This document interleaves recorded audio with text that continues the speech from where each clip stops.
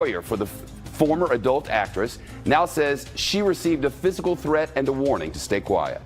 Plus, Russia vowing to retaliate after Washington penalizes Moscow for election meddling.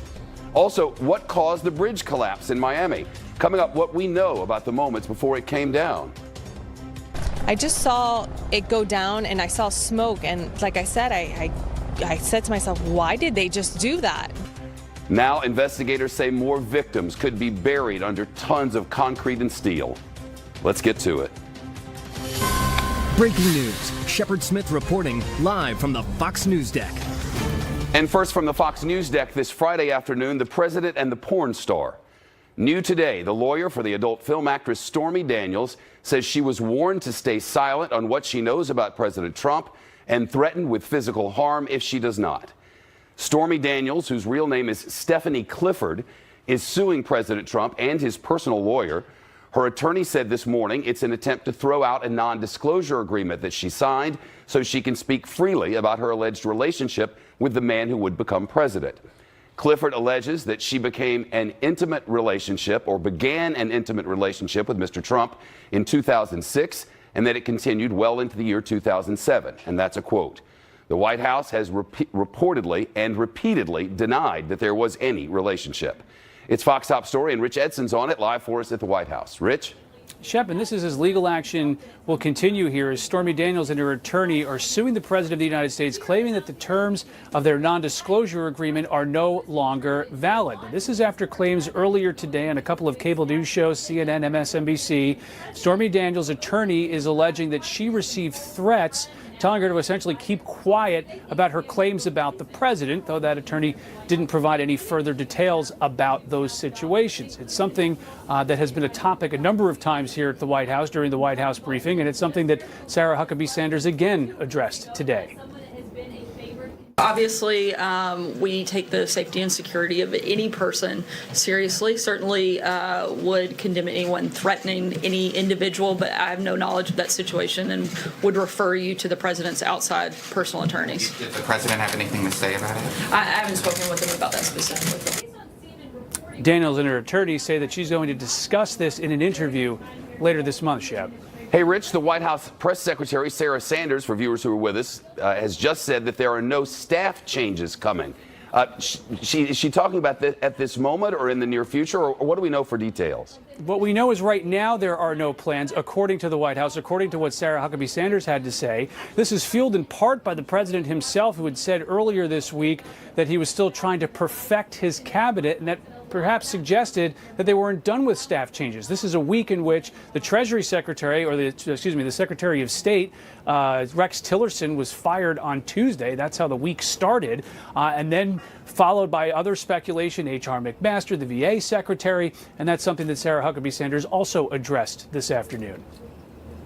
The Chief of Staff actually spoke to a number of staff this morning, reassuring them that there were personnel changes, no immediate personnel changes at this time, and that people shouldn't be concerned. We should do exactly what we do every day, and that's come to work and do the very best job that we can, and that's exactly what we're doing. That's exactly what we're focused on, and many of us have relayed that to other staffers that weren't part of that meeting, and we're going to continue to focus on having record success in this second year as we had in our first year.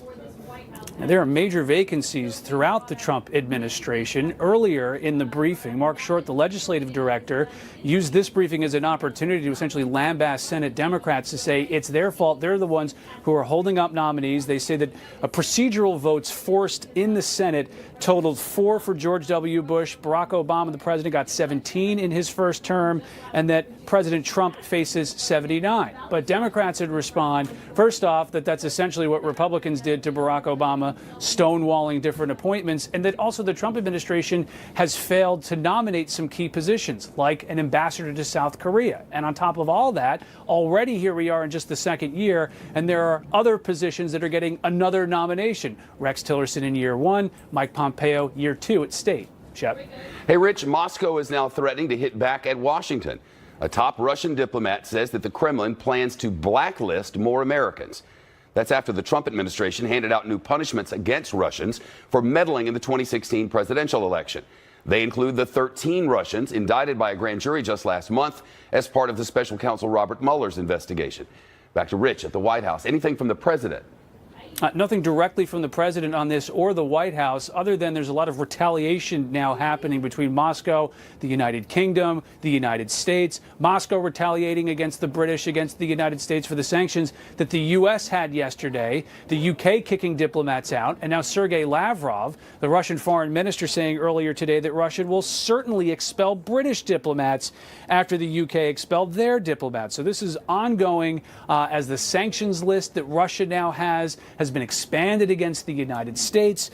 The administration says that there has been, or the administration has faced questions, especially from critics who have said that they've not gone far enough when it comes to sanctioning Russia, in particular what the administration announced yesterday. The State Department says that's not the case, and they're potentially exploring more sanctions against Russia.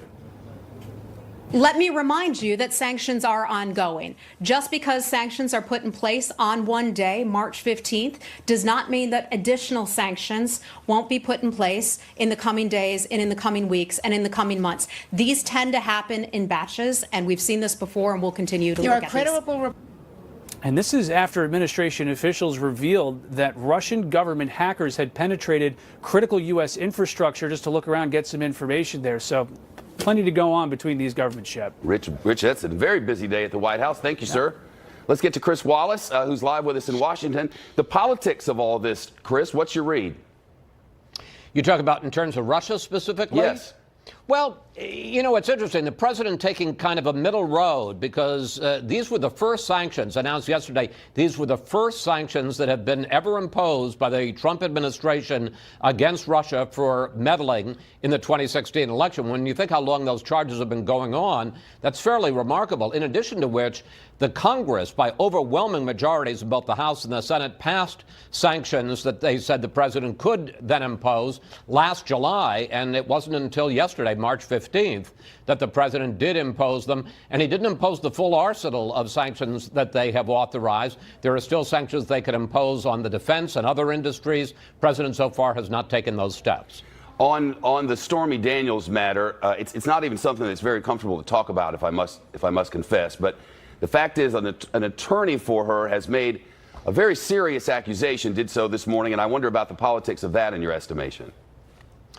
Well, I don't know. The point is that in previous administrations and with previous presidents, the allegation of a relationship with a porn star would be sky-high news, just enormous news. But with this president, in this administration, it doesn't seem to be. And I also have to say that for somebody who supposedly had a non-disclosure agreement, is there anything about the relationship between Stormy Daniels and Donald Trump that you haven't already heard? Because I don't know about you, but I find it all kind of boring. Well, it's not very interesting, but the accusation of a threat of physical harm, that part of this is a very serious accusation. If something like that were to be true, that could be a legal matter, could it not? Yeah, I suppose it could. On the other hand, you just kind of have to say we've heard so much about the non-disclosure and then the suing of the lawyers and the money and whose name was on the paper, on the contract and not. And at this late date, we're hearing about a threat of physical force. It just seems, you know, we see in these cases oftentimes lawyers just making allegations against other lawyers. We ought to move on. Yeah, I hear you. All right, on the matter of Russia, the White House has come out and condemned the Russians. We are on board with Europeans on a joint statement against the Russians. There are sanctions coming. There are people being dismissed from Great Britain. Are we expecting to hear anything from the president specifically on this, or are the president's people going to handle it? Well, that's a good question, because so far the president did yesterday in the Oval Office say, well, it appears that it's Russia and it's a sad situation and it should never happen. But that is not nearly as tough as the rhetoric that we've heard from Sarah Huckabee Sanders, his spokeswoman, that we've heard from the UN ambassador, Nikki Haley. And it is interesting that the president, who certainly isn't shy about tough rhetoric when he wants to use it, has not been nearly as tough as some of his officials have been when it comes to taking on Vladimir Putin and the Kremlin. Theresa May had strong words. Well, yeah, of course, somebody was killed in her country with a nerve agent, the first offensive use of a nerve agent in Europe since World War II. I mean, it's a pretty shocking case. But it is interesting. And the statement that the president made, a written statement, along with the leaders of Britain, France, and Germany, was pretty tough. They talked about exactly that this is unprecedented and abhorring this attack. But on the other hand, when it comes from the president's own lips, we have not heard very much. It's been interesting to follow the back and forth regarding staffing at the White House, Chris, something that, again, is kind of boring from time to time. But in this case, there's been so much discussion about H.R. McMaster and then some of the ones who've already gone, and now the White House coming forward to say we're expecting those staffing changes. And I wonder if they're saying we mean not today, but is it something different at 5 o'clock this afternoon? I just don't have a way of knowing. I wonder if you have any insight. Well, yeah, I do have a little bit of insight. I did some reporting yesterday with this top advisor to the president who said some of this may happen, but this talk about a bloodbath and huge staff changes in the immediate future is not going to happen. And that seems to be the prevailing word that's coming out today. There's also a very interesting development you may not have had a chance to see since it broke just when you went on the air. The Axios news site, their crackerjack White House reporter Jonathan Swan says that the White House Chief of Staff John Kelly had an off-the-record session with some reporters. Now, Swan wasn't invited to the session, so he wasn't bound by the off-the-record ground rules, but he heard from somebody who obviously leaked it to him, one of his colleagues, that the Chief of Staff was saying all the speculation that the president may be behind it because he likes to kind of spitball. He likes to, talk about, gee, I'm not happy with this person, talks to various friends, in that executive time when he's not at the Oval Office, and says, well, what would you think of so-and-so for Secretary of State or so-and-so for National Security Advisor? And he said, I think some of those friends have been feeding this conversation. And then also in this off-the-record session, which is now on the record, the Chief of Staff supposedly said there's not going to be any change when it comes to General McMaster and the national security position for some time.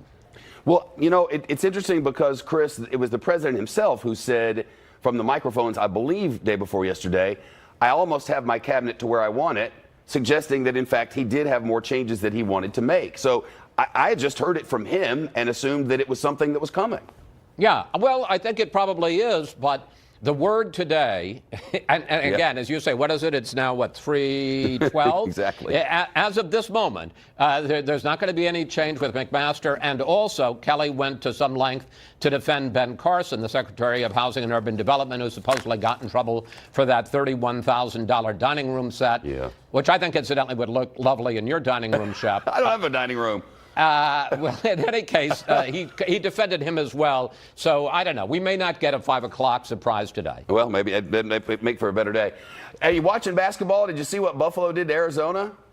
I didn't see it. I read about it, though. Yes. Yeah, March Madness, so much fun. I don't really have a horse in that game, but man alive, Buffalo looked serious. With Ole Miss, you certainly don't have a horse in that game. No, I know, Chris. I don't know. Things are changing. I can't control everything, Chris, I'm very proud of them, though. They're going to have a great year next year. You sound like the Brooklyn Dodgers. Wait till next year. Well, that's what we're doing right now. And the baseball team, 16-1 and lighting the place on fire. It's amazing, Chris. Ole Miss baseball. Yep. I never thought I'd hear you talk about that. Well, I'm a religious follower of that team. They're fantastic. You should come down to Swayze Field and be a Swayze crazy sometime, Chris. You'd love it there. Well, no. If I come with you to an Ole Miss sporting event, it's going to be to the Swamp for a football game. Oh, to the Swamp. Wow. Enemy territory. Chris, no. What do I mean? Not the Swamp. What do you call that thing? The Grove. The Grove. I'm sorry. Yeah, Hush my mouth. We don't. Careful now. Fox News Sunday is this Sunday with Chris Wallace. He'll talk with the House Oversight Committee Chairman, the South Carolina Republican Trey Gowdy. Also, the number 2 Senate Democrat, the Minority Whip Dick Durbin of Illinois. That's this Sunday on Fox News Sunday. I didn't miss your reference there, Wallace. You be nice now. No shooting inside the tent. Everything's wonderful. Going to take a 1-week vacation as previously planned and be back in a week, and everything's going to be peachy keen and hunky-dory. I can't wait. That's what they always say. Previously planned 1-week vacation. Well, I have the airline tickets. It's been booked for a while. Have a fantastic weekend, my friend. You too, my friend. Tell everyone down there hello for me, all right? All right. I think they cut his mic off. Sometimes enough's enough. Hey, the special counsel may be crossing what President Trump once called a red line Robert Mueller reportedly demanding documents from the Trump organization, and not just about Russia. We'll get into all that coming up. More now on the Russia investigation and a report by the New York Times that the special counsel Robert Mueller's team has subpoenaed the Trump organization, demanding documents related to Russia and otherwise. Bob Bianchi is here. He's a defense attorney, former federal prosecutor, dealt with many cases involving the FBI and federal prosecutors. It was for the president who once said that would be a red line in his estimation, but what Robert Mueller does, I guess, is up to him.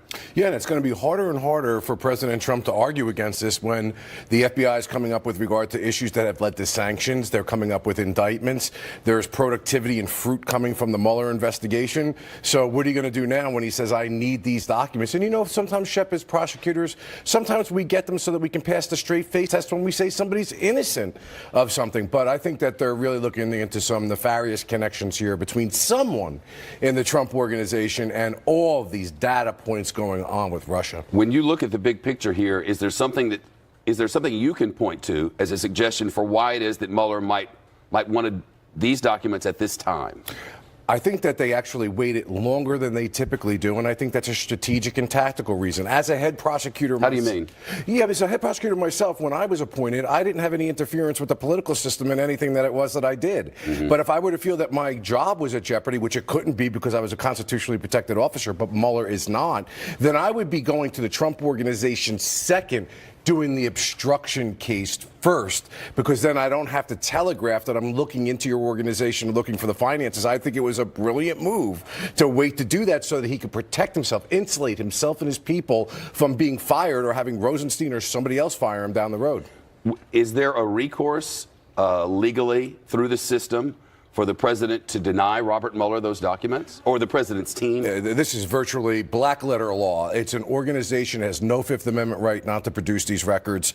These records will be produced, there's no question about it. And Shep, one thing that I find really interesting going on here with the timing, with the Stormy Daniels thing, and I know that I may be a little bit of a lone voice with this, but who knows what's in those organizational emails? You saw that the lawyer was using Trump organization emails to conduct private business that was outside. If true, that is quite surprising. If true, what else is out there? And this may be the reason Mueller and his people want to know. I'm not saying it's true, but they may want to know, wow, is there other compromise here? Is there other information, other payoffs? Is there something that's happening where the president, with his soft position on Russia, is that way for a reason? And that's what they're going to be looking into. A lawyer understands the ramifications of what he or she is saying at any given moment, or should, at least through the legal system. And when the lawyer said this morning over on Morning Joe, if the lawyer said to Mika Brzezinski that there was physical harm that was threatened, what, legally speaking and legally only, if you threaten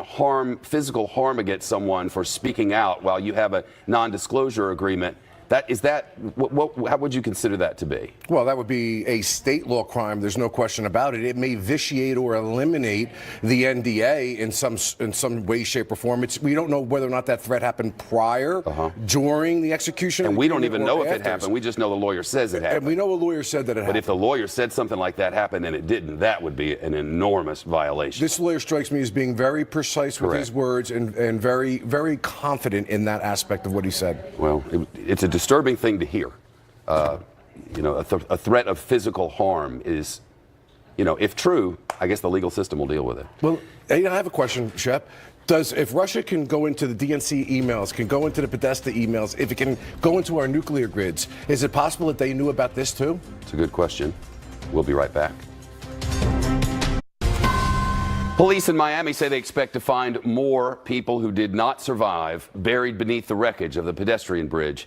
Minutes ago, cameras caught the moment when crews intentionally brought down another section of that bridge. Take a look here. The right side of your screen, you can see it give way, and then there it goes. Our reporters on the scene say this was planned in advance so that teams try to stabilize the scene.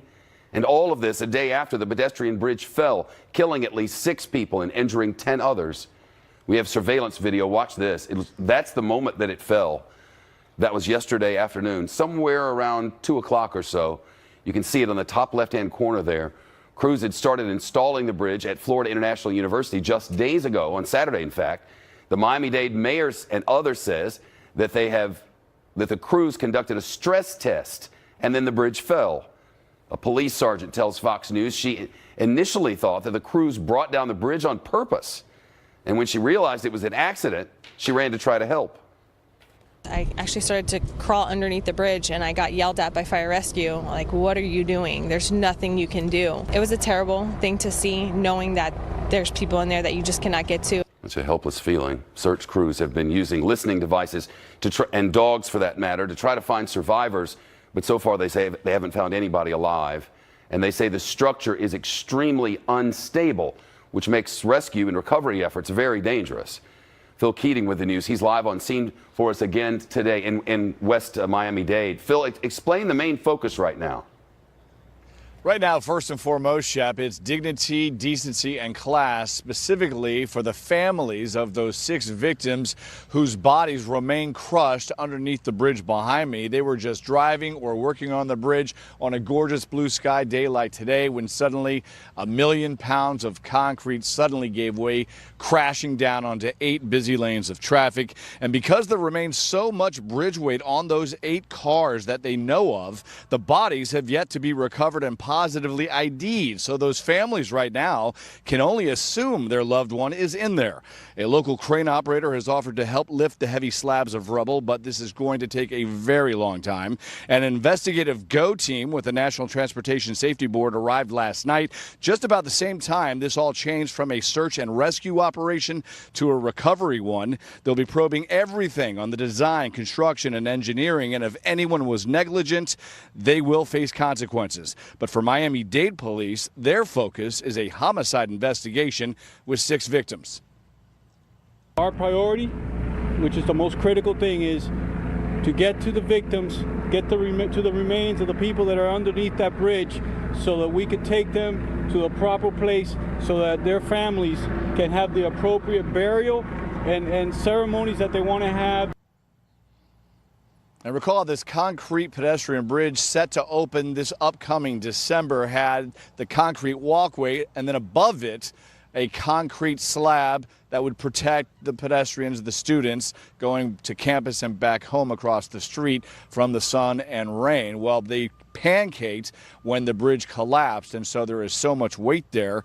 Investigators believe there are just 8 vehicles still trapped and crushed underneath the rubble, but they're holding out the possibility that there could be more. So unfortunately, Shep, the death toll here actually could still rise. It's my understanding, correct me if I'm wrong, that one of the victims is an FIU student. Yeah, that has now been confirmed by the Miami Herald here in town. They just concluded an interview with Orlando Duran, and he confirmed to the newspaper, as we reported last night, that an FIU student was among the dead. Her name, Alexa Duran, 18 years old. She grew up here in Miami. She was a freshman at Florida International University, and her father says she was basically driving her gray Toyota, collapsed on top of it, including her, and she could not get out. Heartbreaking. Yeah, no doubt. Phil Keating on scene west of downtown Miami and western Miami-Dade. Vladimir Putin's people are targeting Great Britain in a blow-up over the poisoning of a former spy there. The UK booted some Russian diplomats and called out President Putin personally for ordering the spy's death. And now the Kremlin is hitting back. Plus, accusations that Russia's been hacking American infrastructure, including our power plants. Plus, 2 deadly U.S. military crashes in 2 days, a fighter jet and a chopper. 9 service members killed. And now, questions about what caused the crashes. It's the bottom of the hour. Bottom of the hour headlines coming up next. The Fox Report now. Headlines from the Fox News deck. Thousands of people in Syria escaping the suburbs near Damascus. That's according to Russia's defense ministry. Syrian government and Russian airstrikes have killed hundreds of civilians in that area over the past few weeks. And Syrian troops now control most of the region, which had been in rebel hands for years. Rescue crews searching now for a missing boater off the southwest Florida coast after saving 3 others from a sinking fishing boat. This is Coast Guard video. Coast Guard crews say that they found the boaters hanging onto the life jackets and debris. The men went to the hospital, hypothermia.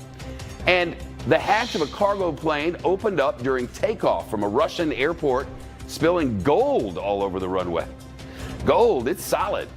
Russian news outlets released video of gold bars scattered everywhere. State media reports damage to a door handle caused it to open. Officials recovered 172 bars, 3 tons worth. Britain's top diplomat says it's overwhelmingly likely, in other words, it's true, that the Russian President Vladimir Putin personally ordered the poisoning of a former Russian spy and his daughter. They're both still critical in hospitals. World leaders, including President Trump, have blamed Russia for the March 4th attack, which happened in England. But now, the United Kingdom is pointing a finger directly at President Putin. Putin's spokesman called the accusation shocking and inexcusable, and that's a quote. The Kremlin continues to deny any involvement in this attack. There's word that Russia is preparing to kick out a handful of British diplomats as a result of it all. That's after the British Prime Minister Theresa May expelled 23 Russian diplomats earlier this week. She said Russia developed the type of nerve gas used in the attack. European Union diplomats are expected to talk about what next steps to take in a meeting that's coming up on Monday. And in a separate development, police in London say that they're now investigating a Russian businessman's death as murder after a pathologist determined that he died from compression to the neck. In other words, somebody strangled him. The victim is Nikolai Glushkov. Police found him dead inside his London home on Monday. At the same time, they said he died from an unexplained cause. That was in the beginning. Then there was an autopsy and the counterterrorism unit on the case because Glushkov was a close friend of a well-known Putin critic who died under suspicious circumstances back in 2013. So there's a web here. Russia also announced it would investigate. Police say there's no evidence to suggest that this death is linked to the poisoning of a former Russian spy. Russian hackers attacked the United States energy grid, including nuclear power plants, but did not disrupt any operations. That's the word from the feds. The Trump administration also accusing Russia of targeting the U.S. water supply, factories, and air travel in an operation that started last year. The Fox Business Network, Deirdre Bolton is here. It is coming at us in all directions from these Russians. It really is. Department of Homeland Security and the FBI are essentially saying that, yeah, Russia has the power to hack into pretty much all the types of infrastructure that you just mentioned. I spoke with one of the directors at Symantec. This is a digital security firm, Eric Chin, and he said, yeah, they have what they need. His actual line was, their finger is on the switch. They can shut down whatever they want. And I said, okay, so then what's stopping him? And he said, well, yeah, they don't want an act of war. And then he said, I'm going to... They already had one. The president's own people said this was cyber warfare. Yes, they didn't mince cyber words warfare. about it. Yes, and Rick Perry, of course, using that word as well. But I think as far as just universally shutting down a large system, we have not seen that yet at the hands of the Russians. But in the Ukraine in 2015, there was an experiment that proves essentially that Russia can do it. So, for example, there are about 260,000 people in Ukraine who were without power, without electrical power for days. And that was at the hand. Yeah, that was at the hand. They shut it down. They sneaked their own people in. They stuck their own people into the compounds and the military units. And then all of a sudden there were new people in charge and everybody was just quiet about it. They just took it over. And I guess the concern is that the Russians will continue to spread in that way, if you will? So the concern is that, so in response, we have actually put in new sanctions as of today, and I think it remains to be seen. Also, the naming and shaming, right? This is the first time that our government has actually come out and said, okay, yes, since at least March 2016, we know that Russia has hundreds of thousands of times per day been trying to, whether it's through phishing or whether it's through malware, but affect our infrastructure. So calling and labeling, naming and shaming, as it's known, is seen as a deterrent. But there are a lot of diplomats who say, this is not really going to stop Russia if Russia is interested in doing something further. The higher up the chain it goes, though, the more important the voice saying the words, the more effective this has been seen to be, according to diplomats in days past. And I want to tell you one silver lining. Some of our infrastructure and its systems are so old, not digital, analog, and that's actually a good thing because the older the gear is, the harder it is to hack. We need dial phones back, don't we? There you go, dial phones. Right. Remember those old phones? Yes, yeah, hard to hack. Our phone number was 252 when I was a child. That's strong. That's a strong memory skill right there, Shep. Old man. It's nice to see you. Nice to Have a see great you. weekend. Sources tell Fox News that the Attorney General Jeff Sessions has until tomorrow to fire the former FBI director, or deputy director, I should say, Andrew McCabe, before his pension kicks in. McCabe has worked at the Bureau for 22 years. He's been a target of President Trump on Twitter, no doubt. He stepped down from his deputy director position in January, but remains on the payroll and is scheduled to retire this Sunday. Sources tell Fox News that the FBI officials are recommending that Jeff Sessions fire McCabe before then. If that happens, McCabe could lose his entire government pension, I'm told. It kicks in on Sunday, 1 minute after midnight. Let's turn to the chief intelligence correspondent, Catherine Herridge, who's live in Washington. Catherine, what's behind this? What's the veil lift on this? Well, the bottom line right now is that we understand deliberations on his fate are ongoing at the Justice Department, Shep, and a decision could come later today. But as you mentioned, it could also slide in tomorrow with that 12:01 Sunday deadline. We got some new video this morning out of suburban Virginia, and it shows McCabe leaving his home. He took that unusual step of yesterday going to Main Justice here in Washington to plead his case and to preserve his government pension. We are told the most likely outcome if he's fired is that his government pension will be reduced because the legal bar is so high to take the pension away altogether. The recommendation to terminate McCabe grew out of the independent review of the FBI and Justice Departments handling the Clinton email case by Justice Department Inspector General Michael E. Horowitz. Fox News is told that McCabe was not forthcoming with federal investigators and may have deliberately misled them or lied about his role in media leaks. I think this IG report is going to be particularly impactful, more so than any of these useless congressional investigations. I think you're going to see some pure TNT come out in this IG report. McCabe is not commenting publicly on the status of this decision by the DOJ, Shep. Remind us, Andy McCabe's history with the FBI. Okay, McCabe was forced out in January after a conversation with the new FBI Director Christopher Wray, and it was about the Inspector General's findings about the Bureau's handling of the Clinton email case in 2015 and 2016. A source told Fox News that McCabe was offered a demotion, but he elected to go on what's called terminal leave and wait out his time until Sunday when he could retire with 20 years of service. McCabe has been in Republican crosshairs since 2016, when it was first revealed that his wife, Jill McCabe, received more than $700,000 from Democrats for a 2015 state Senate race that she eventually lost. While most of the money came from a longtime Clinton ally and his PAC, the FBI Ethics Board said there was no conflict. After FBI Director Comey was fired by President Trump last year, McCabe testified to Congress that he and the Bureau are above politics. Has the dismissal of Mr. Comey in any way impeded, interrupted, stopped, or negatively impacted any of the work, any investigation, or any ongoing projects at the Federal Bureau of Investigations? There has been no effort to impede our investigation to date. Quite simply put, sir, you cannot stop the men and women of the FBI from doing the right thing, protecting the American people, and upholding the Constitution. If McCabe is ultimately fired, there's two big takeaways. Number one, I can't remember in 20 years someone that senior at the FBI being fired for cause by the internal body that reviews ethics complaints and misconduct allegations.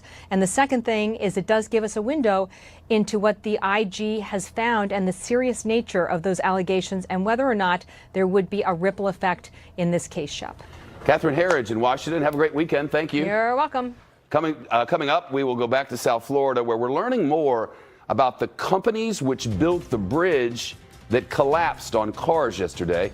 One of those companies accused of hiring unskilled and careless workers. Those are quotes. What people at those firms are now saying about the deadly collapse. That's next on Fox News.